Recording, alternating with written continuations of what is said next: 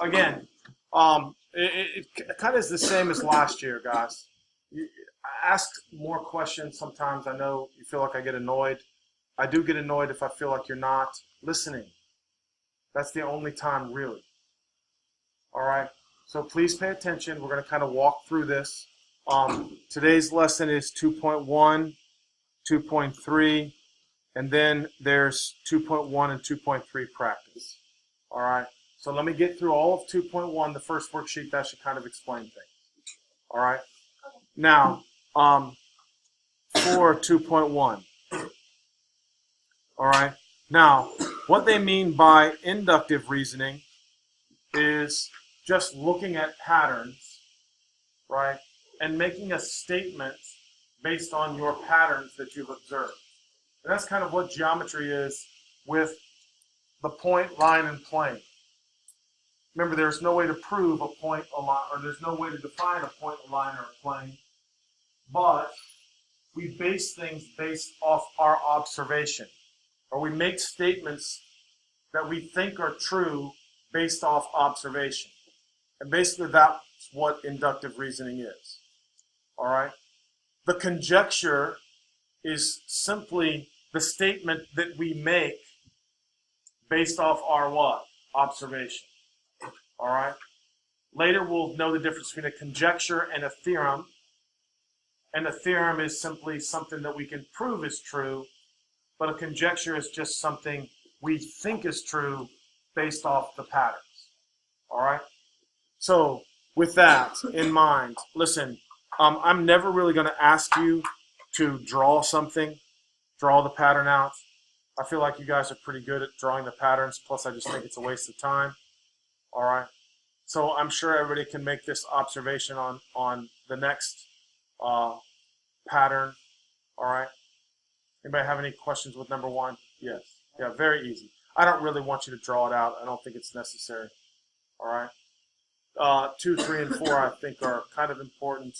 So let's take a look at those.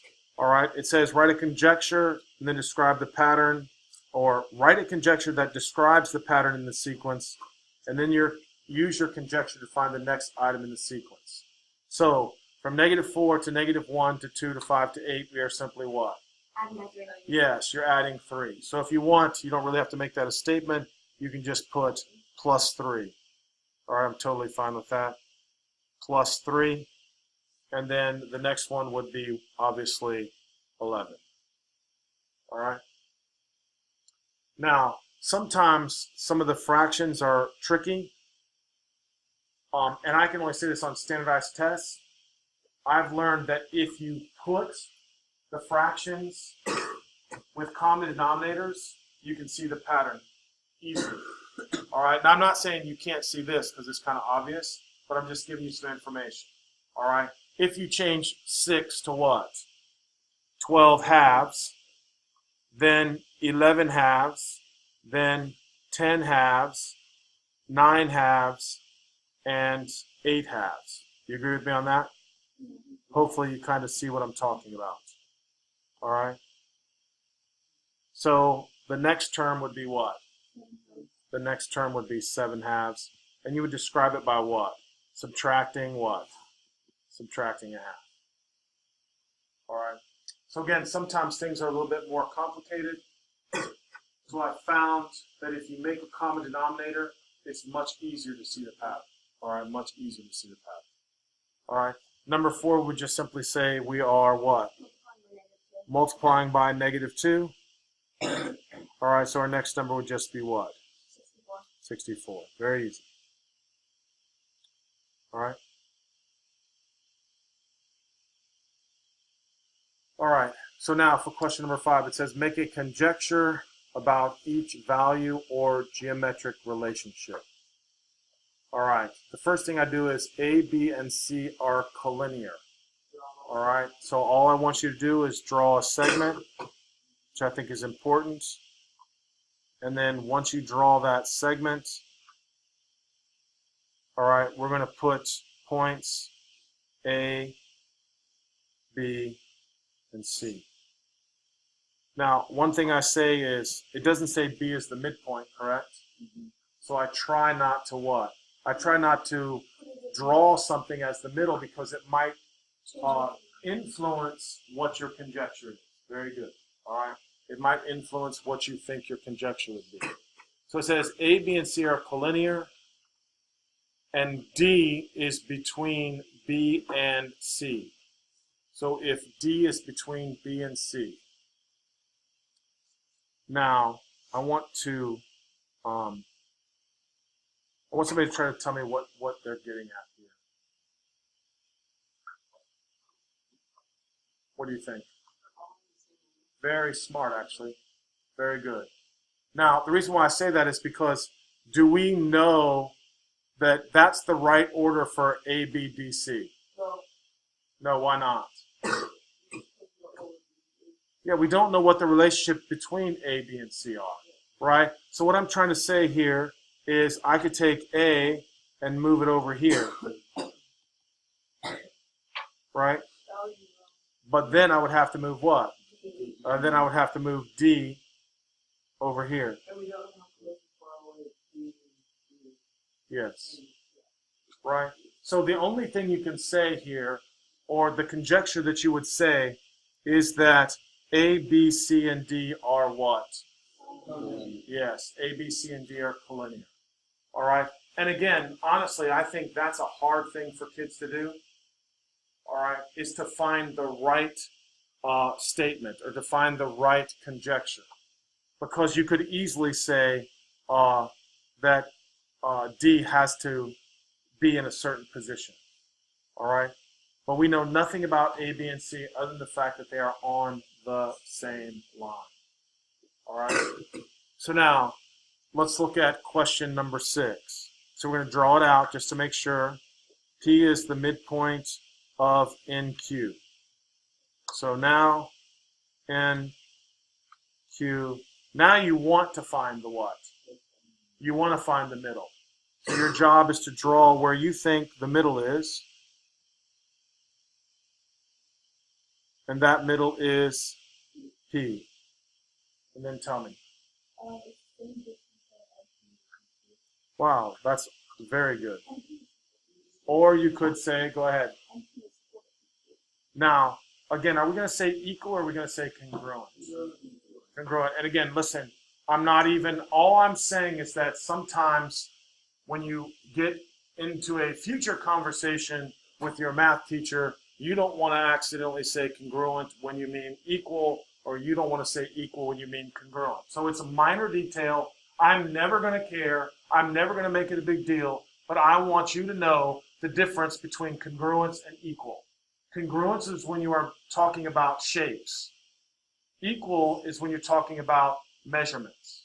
All right? So we are going to say that NP is congruent to PQ. That's what I want you to be able to tell me. All right? Very nice. Yes, ma'am.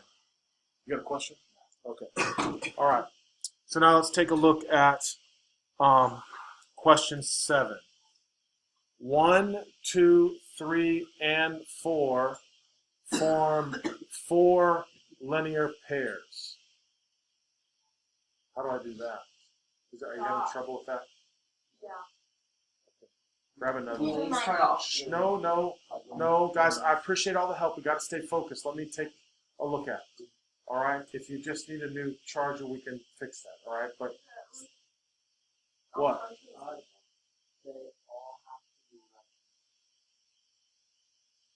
Ooh.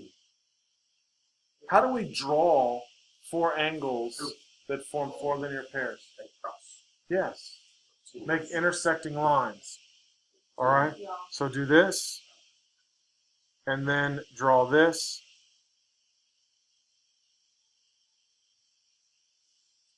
Now, do you see what I'm saying? Right? It doesn't necessarily have to be at a right angle. It could be at a right angle. All right? So we would say angle 1, angle 2, angle 3, and angle 4. That's actually a good thought. You could say angle 1 plus 2 plus 3 plus 4 is equal to 360. But kind of the definition of linear pair just means that the two angles add up to what? 180. The two angles add up to 180. All right. Now, of course, I'm not going to make you write all four of the relationships out because I think it's obvious. But I would like you to say, for example, angle 1 plus angle 2 is equal to what? Good. 180 degrees. And you're correct on that also. So again, listen to what I'm saying. I don't know exactly what answer they even want. Is everybody with me on that? It just says simply make a conjecture. Right? If you say something that's a little bit different than me, are you still correct? Yes. All right? Anything could be accurate as long as what you're saying is true. All right? Quick. I was just about to ask that. What is Well, see, to me, what do you? The line in the English. Right. Okay. So what that is distinguished, honestly, is between less than and angle. All right. Because technically, your angle is, supposed to, So again, I don't take the time to draw it accurately, so I just put a slash through the angle, and that lets you know it's the difference between the less than or greater than. Now, you could have said 2 plus 3 is 180, lots of different things. All right? And like I said, I hope you heard what I said. Your conjecture can be different than mine, and you're still correct. All right? Lots of things. Somebody said the 4 angles add up to 360. That's correct also. All right? You could say angle 1 and 3 are vertical angles. That would be correct also. All right?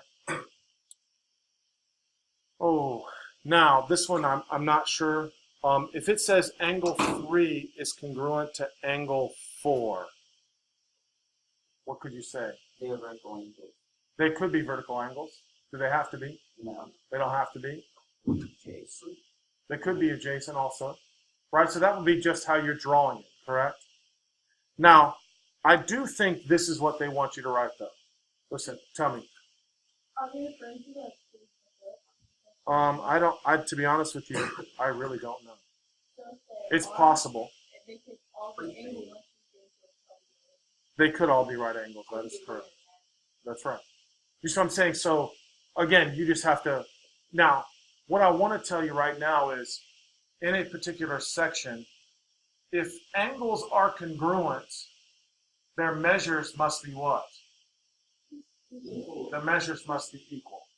So I think really what they wanted you to say on here is that the measure of angle 3 is equal to the measure of angle 4. So the conjecture would state if two angles are congruent, then the measures of those two angles are what? Equal. All right, I think that's what they wanted. Again, I'm not 100% sure like you guys. You just have to say something that's true. And I'm trying to tell you, the reason we can say that, believe it or not, is they say there's a definition of congruence. All right? And that basically says if two things are congruent, their measures are also what? Equal. All right? So again, I think that's what they're talking about. If you thought they were referring to this over here, you could have said angle 3 and 4 are 90 degrees. Did everybody see that? If measure of angle 3 is congruent to angle 4, then they have to be 90 degrees. All right? Or you could say measure of angle 3 plus measure of angle 4 is 180. All right? Lots of possibilities.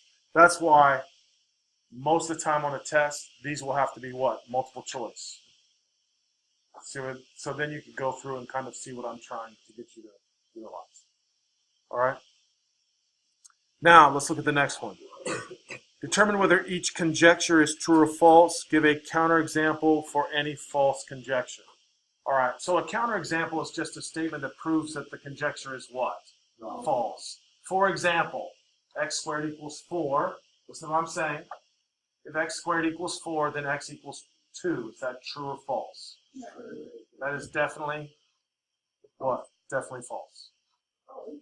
Right? It's definitely false. Right? If x squared is 4, x equals 2. That is definitely false, right? Because x could be what? X could be negative 2. All right? So the hardest part about geometry is you have to think of what? All possible outcomes. right? You have to think of all possibilities. That's hard. And it's visual. And that's where people have trouble. So that's what I try to tell kids. If you don't do the homework and you don't practice the visualization, when it comes to the test, that's what the problem is. You can't just listen to me and write the answers and not put thought into what I'm saying. And if you don't see something, then you raise your hand. Because what you're seeing might be correct. It might just be different. All right, or it might not be what I'm looking for. All right, so keep that in mind. All right. So in this case, if angle ABC and CBD form a linear pair, then angle ABC is congruent to angle CBD. Obviously, false. Right? So now we're going to provide the counterexample. So to provide the counterexample, we're going to draw a line because we're going to make a linear pair. Then I'm going to draw this, right? And then B, the letter in the middle is always the vertex. So I know B is going to be right here. I'm going to put A right here. I'm going to put C here. And I'm going to put D over here. All right? That shows that ABC is not congruent. Is it possible for them to be congruent? Yes. Yes, absolutely possible. All right, but we don't know for sure. So this statement is false, and the picture itself proves that it is what? Proves that it's false. All right? Now, number 10. If AB and BC and AC are congruent, then AB and C are collinear. Now listen, if you can't see all possibilities, it's easy for you to make a mistake. AB, BC, and AC are congruent. Then A, B, and C are collinear. Has to be what? False. Yeah, easily false, right? Triangle. Because you could draw a what? Triangle. You could draw a triangle, an Yeah. equilateral triangle. All right, so let's just draw an equilateral triangle. Now, to mark things congruent, remember, do the tick marks. Thank you very much. And then just label what? A, B, C. And you can see that AB is equal to BC is equal to AC, and they are not collinear. So again, that is also what? That is also false.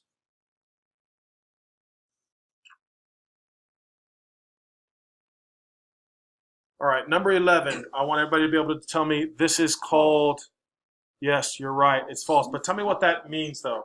AB plus BC equals AC. What is that? That's like the formula on the line. Yes, that's what I'm asking. Oh, What it's was- the Pythagorean. No. Pythagorean theorem deals with A squared, B squared, and C squared. It's the, I remember what it is. Oh, something what's it about Segment? five. No. Five. No. Segment, addition, postulate. Yes, I didn't have The parts, the sum of the parts always equal the what? The whole. So let's talk about Oh, it. there we go. It says if AB plus BC equals AC, that means that they're all on what? The same line. That's what that means. All right?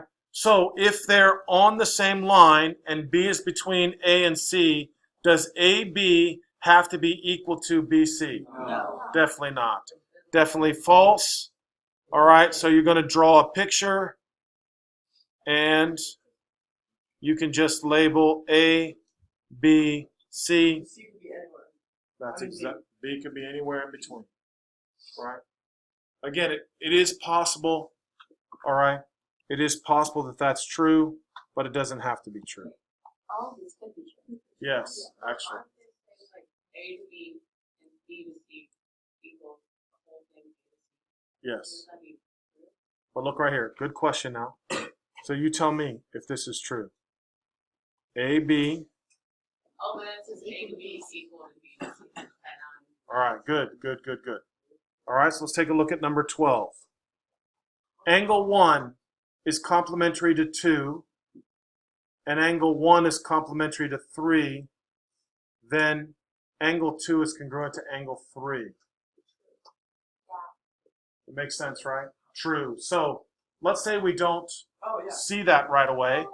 If we don't see that right away, here's what I want you to do. And again, I'm going to show you everything with algebra, and then I'm going to show you a way with numbers that you can see it's true. All right? So right off the bat, what I want you to do is I want you to say angle 1 is complementary to angle 2. So do me a favor here, guys. Here's angle 1. Here's angle 2. Do I have any idea how big angle 1 is? X, right? So angle 1 is X. So angle 2 would be what? Angle 2 would have to be 90 minus X, right? So put that down. Then it says angle 3 is complementary to, I'm sorry, angle 1 is complementary to angle 3. So if angle 1 and 3 are complementary, then 3 would also have to be what? 90 minus X. And then it says that what? Angle 2 has to be equal to angle 3. Is that true now? Yeah. Yes. It's easy to see mathematically. All right? Easy to see mathematically. So that would definitely be true. All right? Any questions? All right, let's take a look now at 2-3. All right? All right, a conditional statement is in the form if, then. All right? Now, the hypothesis is what's after the if, and the conclusion is what is after the then. All right?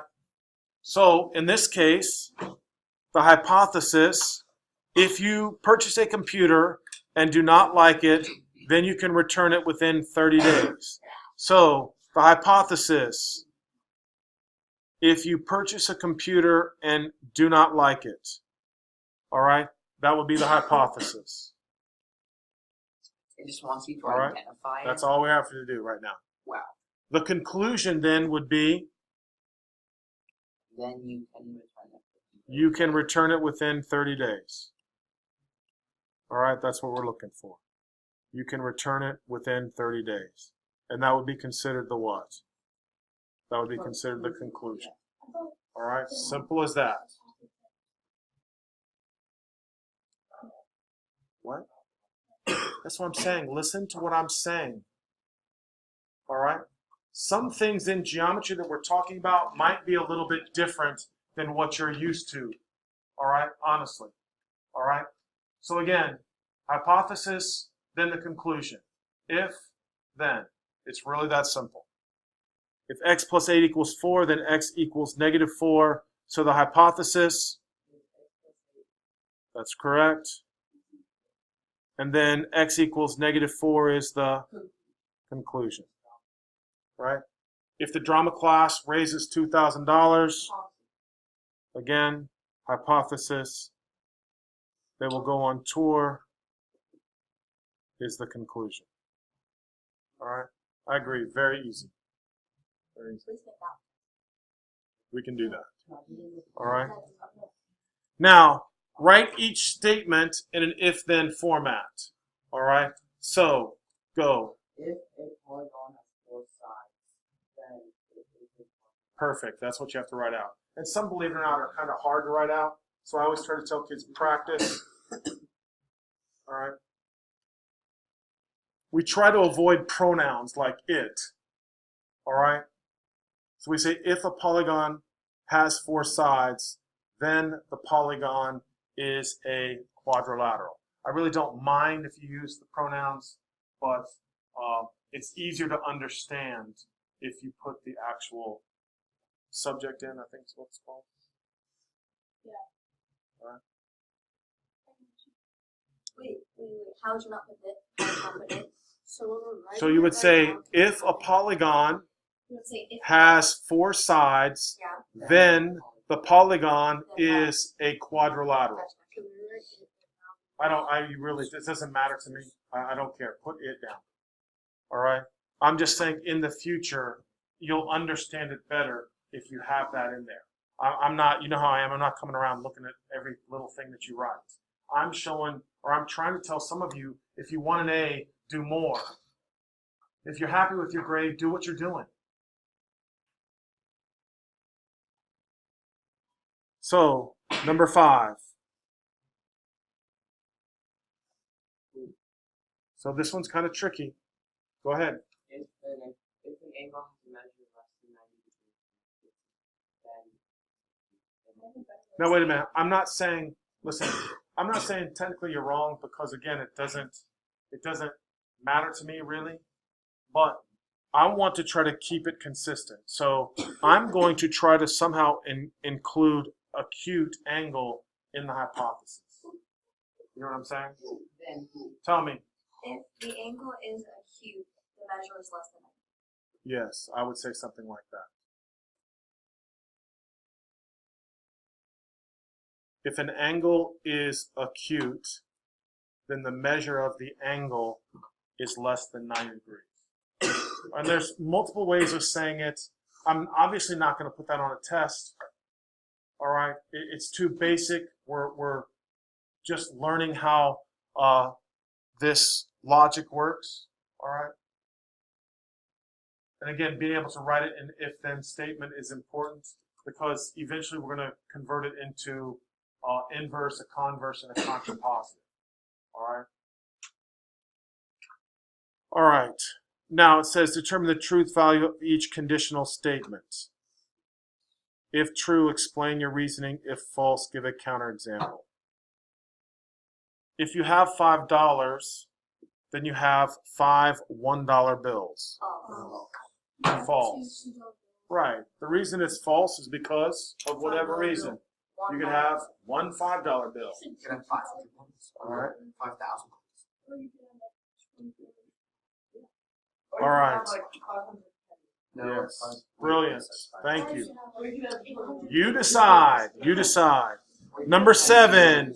Here we go. $10 bill, rip it in half. It says, if I roll 2 6-sided dice and the sum of the numbers is 11, then one die must be a 5. True. False. True. You can't get more True. than False. 6 on the You other can't get one. more than It may not be 1 through 6. You could have like 7. Okay, 5, hold up, 11, hold up, 6. hold up. So, six-sided dice. so here we Yeah, go. I'm not. It's a 6-sided die.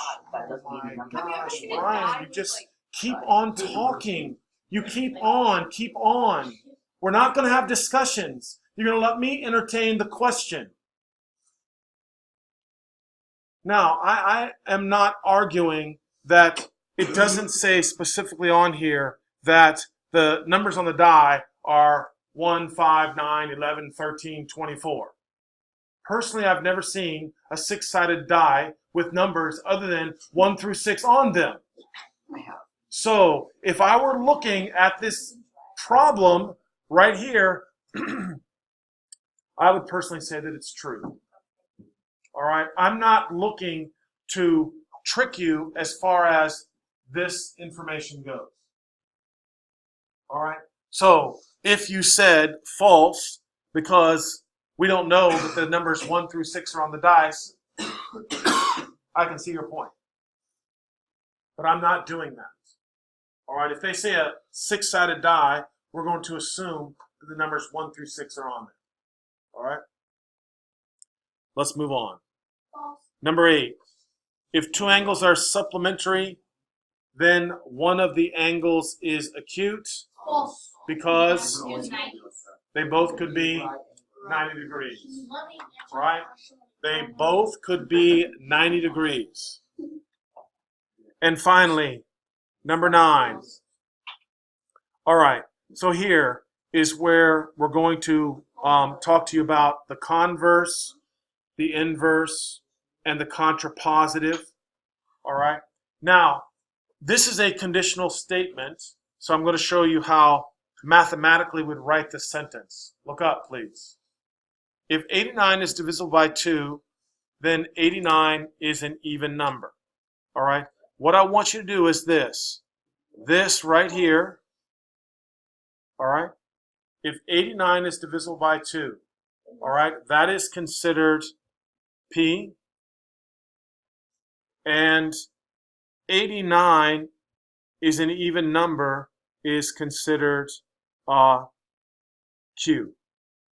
Isn't that correct? Just listen to me. All right. So symbolically, to write a conditional statement, we would simply say this. If P, then Q. That's the symbolism, all right, for that statement. P is generally the hypothesis. Q is the what? Q is the conclusion, all right? The little arrow is the symbolism for the conditional statement itself, all right? So the converse, just so I don't have to write all this out, I'm going to explain what converse is, all right? Converse is when you switch the hypothesis and you switch the conclusion. So the conditional statement itself, all right, I feel like I should write all this out. The conditional statement itself, hold on a minute. The conditional statement itself is written if P, then Q. The converse now, the converse is when you make Q the hypothesis and P the what? Conclusion. So it'd be if Q, then P. All right? The inverse, all right? The inverse of the statement is when you negate P and negate Q. So negate would be not P, then not Q. All right? That little squiggly line just means not. All right? I'll explain everything. All I'm trying to do is putting it in symbolic form right now. All right? If not P, then not Q.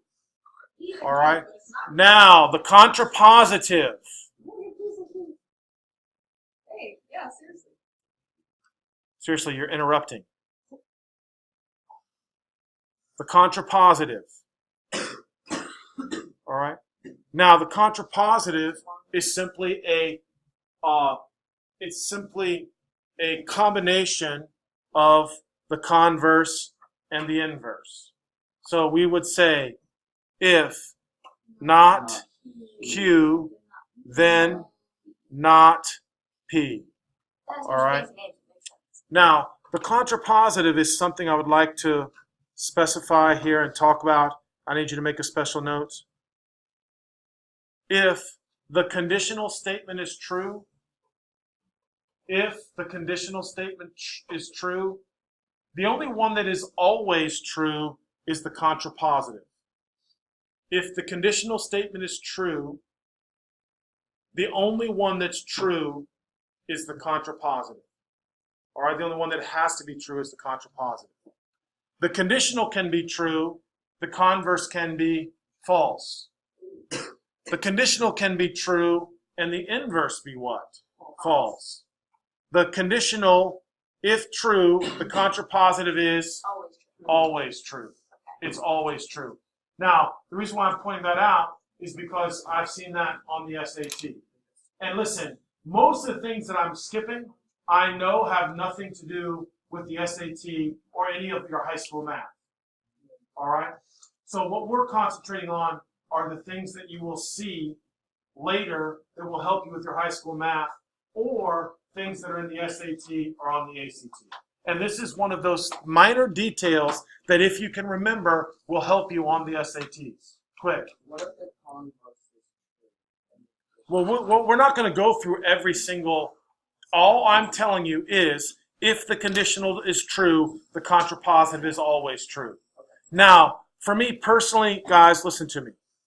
It's annoying to write all this stuff out. Does everybody agree with me? Why do you think I showed you symbols?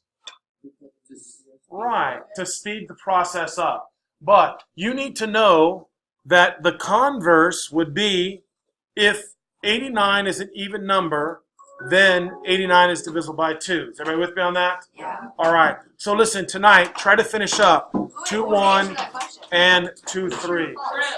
289 is not even.